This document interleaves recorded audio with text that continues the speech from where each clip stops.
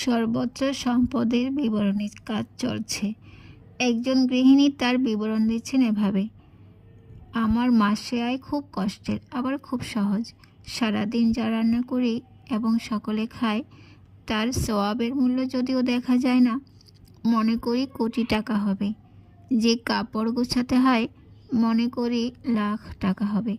ছেলে মেয়েকে প্রোডাকশন দেয়া বা কন্ট্রোল করা, মনে করি মূল্য বিলিয়ন টাকা। যথাসময়ে প্রতিটি সদস্যের যথোপযুক্ত সেবা প্রদান করা, মনে করি মূল্য হবে কোটি টাকা। ছোট থেকে একজন বাবুকে পেছনে পেছনে ঘুরতে ঘুরতে 2 লোকমা খিচুড়ি খাওয়ানো, তার মূল্য অগণনাযোগ্য, গণনার বাহিরে।